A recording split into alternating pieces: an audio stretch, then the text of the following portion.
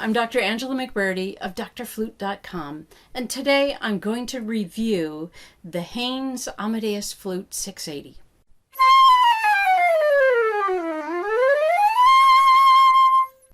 Now, this flute comes to me from the Flute Center of New York, and if you are going to be looking for a flute, Flute Center of New York is a great place to try. They have a great inventory of instruments, all the different head joints that you'd want to try, because there's gold and gold risers and different options for you, and they have them there in stock. So if you are interested, go to the Flute Center of New York, their website, and fill out a trial form and use my code DoctorFlute, DrFlute. And if you use that code, you get a few perks. And one of those perks is that you can have your flute trial for 10 days rather than 7. A 10-day trial is really key when you're trying flutes, because the more time you spend with your instrument, the better you're going to determine which instrument is for you. So a 10-day trial, giving you those few extra days, is really going to help you make the absolute right decision. You also will get free shipping, and if you've got a few flutes that you're shipping back and forth, that can get costly in that regard. All right, let's talk about this instrument. This is a gorgeous instrument, and this particular one has a lot of bells and whistles on it, and we'll talk about those in a minute. The main body of this is silver plated, and this is a sterling silver head joint. When you're looking for a step-up instrument, and that's what this is, the 680 is a step-up instrument, or I like to call them intermediate instruments because it's the next one. And for the regular flutist that's not going to college to be playing in the next New York Philharmonic Orchestra, your step-up instrument can be the last instrument you buy, because they're really very good instruments. You can have it for the rest of your life. You just keep up with maintenance and replacing pads, and it can take you a long, long time. This solid silver head joint, or sterling silver head joint, is key to getting the tone that you want. Now, the silver plated body, this is a nice body, but this head joint is what makes it fantastic.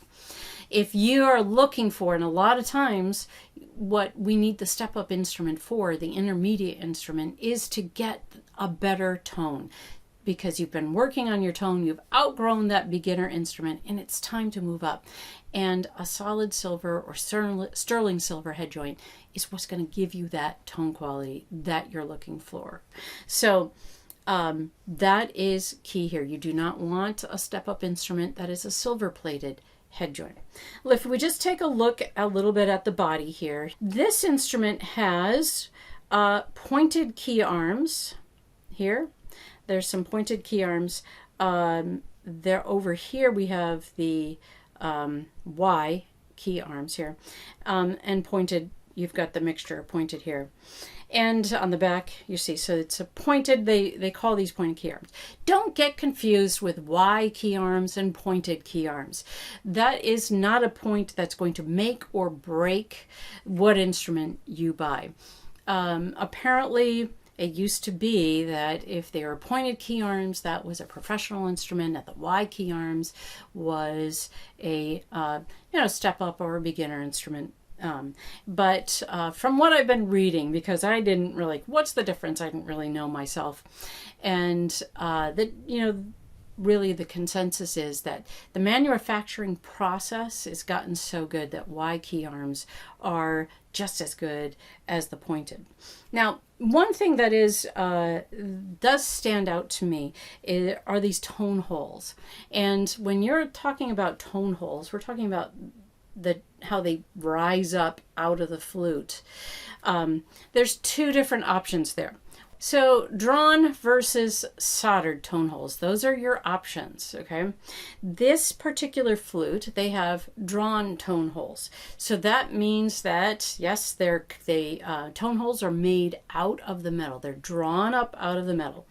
And they then have to roll the top here, and that's how the key settles onto the top, so it's not a sharp edge.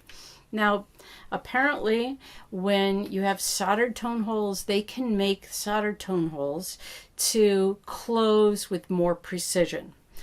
And with drawn tone holes, sometimes that precision is a little bit not as exact. Okay, so that you need maybe more work done on the flute, maybe more adjustments made to make sure that everything is fitting.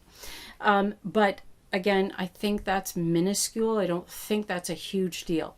Does it make a difference for your tone production? It does. I don't know if you'll notice it. I'm not even sure would I notice if I had the exact same instrument, say the 680 was made with soldered tone holes and made with drawn. Would I tell the difference if everything else was the same? I'd like to do that comparison to see, but I don't know if they make them that way. A drawn tone hole has a brighter tone quality. That is what I'm getting from the information about that. Since I don't make these instruments, I don't have that information at my fingertips. So it's not a better or worse situation if you're thinking drawn or soldered. It's a preference issue, because I don't know, these feel like they're sealing just fine to me when I'm putting my fingers on. So that is the difference here. Now, getting away from those kind of specifics, this particular instrument has some specs. It has the splitty mechanism here, and it also has the C-sharp trill key right there, which you don't think that's a lot. I mean, that adds an extra key right here. The splitty doesn't, it adds a little bit of extra metal because that's an extra piece I don't have on my flute. I don't have the C-sharp on my flute either. And I can tell when I pick this instrument up that it is a little bit heavier than the other instruments that don't have the added key. I think it's this added C-sharp trill key that is giving me that extra weight. Definitely I feel it on the top end. I feel it in this hand. That doesn't have anything to do with how the flute sounds. But if you're looking for an instrument and you think that maybe that extra weight might not be good for your hands, then don't go for the C-sharp trill. And believe me, it's nice to have, but I've had my flute for, I don't know, forever. And I've never had either splitty or C-sharp trill, and I've never missed it. I guess you don't miss what you've never had. So don't get bogged down if it doesn't have this. That's no big deal. And if you feel like that extra weight might not be good for your hands, don't do this. All right, time to do a little bit of playing.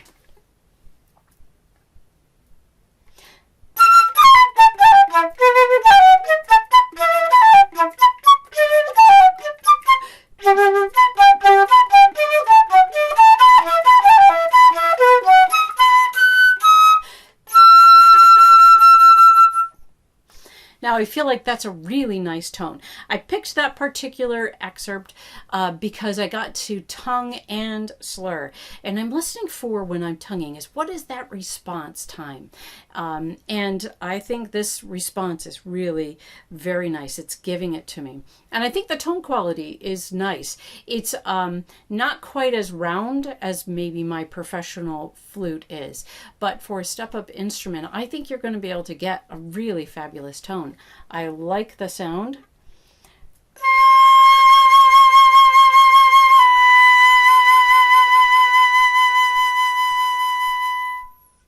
I feel like that tone, the way this edge is cut. So when you're looking at flutes, how the severe this angle is going to give you a sharper edge or a warmer edge, and that again, that's preference.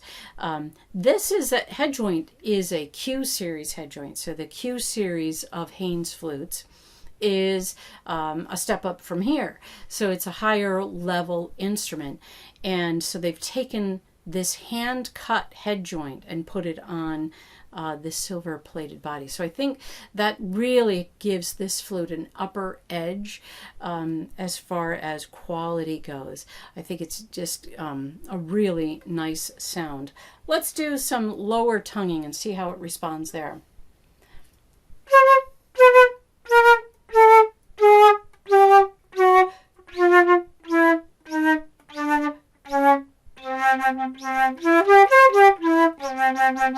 Wow, I feel like that response is immediate. That is right there. I don't even have to work. You know how when you're tonguing in your low register, there's that ta, ta delay sound. I don't really feel it there at all.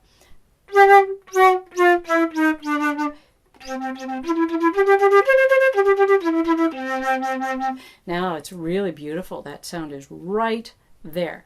Now that means it's also sealing really well. So the Y arm here and the drawn tone holes is making that really sound very nice.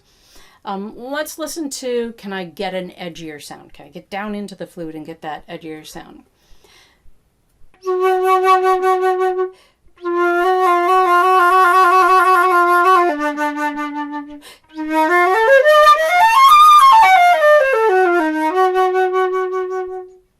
Yeah, definitely there. I could get down and get a little bit of growly sound.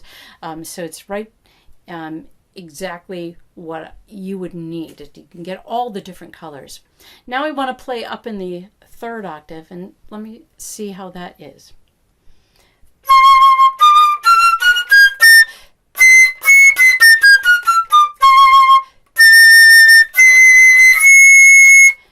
Nice. It's coming right out. I don't have any problem. Sometimes in our third octave, it's a little bit maybe too much resistance. So that's why you really want to try out your third octave. Because you want to know, is that a resistance I can deal with? A resistant flute is not always a bad thing. Sometimes that means that you can get a warmer tone quality in the end, and you can get more tone colors because of that resistance. Flutes that are easier to play, I hate saying generalities, but generally their colors aren't quite as wide ranging as flutes that have a little bit more resistance. So I like a little resistance. That's not a bad thing, but I want to be able to play in my third octave notes and not struggle to get those notes out. So try out your high register and your low. And I think that this is a great instrument to try. I would caution, because of the heaviness on it, that if you have issues, just don't get the added keys to it. Just go with a straight B foot instrument and you'll be happy. So at the price point, which is a little less than $2,000, know that with the prices of silver changing, that price range can go up or down. But you're in that neck of the woods here for this instrument, that the 680 would be a fantastic choice for every step up student. And I think you'd be very happy with it. Another thing I didn't say, but I really like the mechanism here. I'm a Haynes player myself. I have a professional Haynes, so how they put the keys on and how they feel is more natural to me than some other instruments. But I do think that for a step-up instruments, the mechanisms here are very smooth. It's very quiet. It's not a clunky instrument, and I really enjoy how my fingers can move on these keys. So a 680 Haynes Amadeus flute is a great choice for you if you're looking for that next instrument.